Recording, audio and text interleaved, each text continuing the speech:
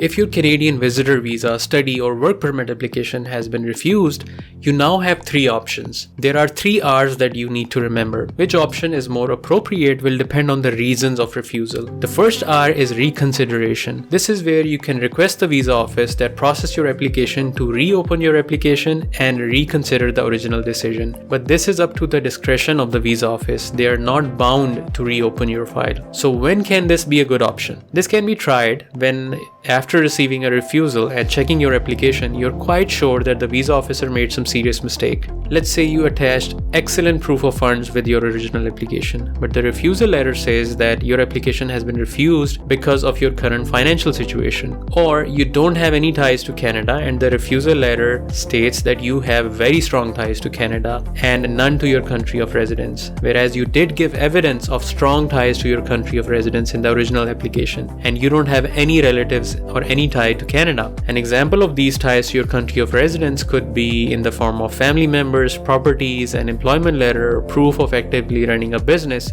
etc. Now I'm talking about very clear evidence. I'm not talking about your opinion versus the visa officer's opinion, like you attached a few $1,000s and you think that it's good enough, whereas the visa officer refused the application. I wouldn't send a reconsideration request in this case, right? I'm talking about hard facts where you showed a very clear evidence of something and the refusal letter still says that that evidence was never submitted. Another example is where your application was refused and the reason given was that a particular document was not shared, whereas you do remember attaching that document. If there is an obvious mistake such as this on the part of the visa officer, chances are that your request for reconsideration will be considered. But if you just don't like the visa officer's decision and disagree with it and want to challenge it, and that's why you're requesting reconsideration, it's probably not going to work. For example, if you know that you do not have a very good job in your country of residence and limited employment prospects is the refusal reason, requesting reconsideration may not be a good idea and will just add workload for everyone involved. So how do you request reconsideration? Reconsideration request is simply sent by a web form, but make sure you submit a strong letter with this request and your reasons should be very logical. The second R is refiling, that is resubmitting a new application.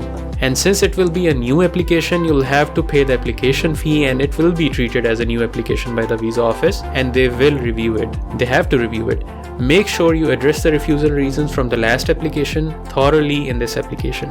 This can be beneficial in a couple of ways. First, you'll get an opportunity to address the concerns from the last application. Second, chances are that a different visa officer might review this application. So a strong submission letter here will be very critical. In fact, a strong submission letter is the backbone for all applications. But if your intent is just to reapply using exactly the same information as before, reapplying may not be a good idea. Sometimes when I review a client's application that was refused, it becomes very clear that there were some very basic mistakes in the original application and refiling is a very good option. Other times it is better to submit an ATIP request to receive visa officer's notes, because receiving those notes can help us get a better understanding of the reasons of refusal. These days I'm seeing a new trend with ATIP requests where the visa officers are just copy pasting the refusal letter in the GCMS, which doesn't give us a lot of information. The third R is judicial review. This is where you challenge the decision in the Federal Court of Canada, and it is a 2-stage process. In the first stage, called the leave stage, the court reviews the documents about your case. You must show the federal court that the decision was not fair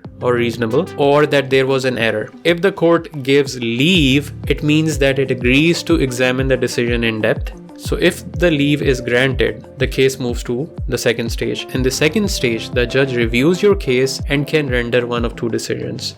If the application for judicial review is granted, refusal will be set aside and remitted back to a different visa officer for reconsideration. So they have to review the application again, a different visa officer, and then they will make their own decision. If the application is dismissed, then the original decision stays. If you are outside of Canada, you have 60 days from the time you receive your refusal to challenge the decision in federal court. But do keep in mind that this can be a very expensive option and it should only be used when there is a clear error. So in order to avoid all of this headache, the best option is always to submit a strong application. Your original application should be strong, well thought out, with strong supporting documents documents, a good submission letter, because once you do receive a refusal, subsequent applications can be more complicated. If you need advice to file your Canadian application or have refused a refusal and would like to discuss your options, feel free to book a consultation. I'll leave a link down in the description. I'm going to be launching an online community for all of us later this year. The goal of this community is for all of us as a community to guide each other on our Canadian immigration journey,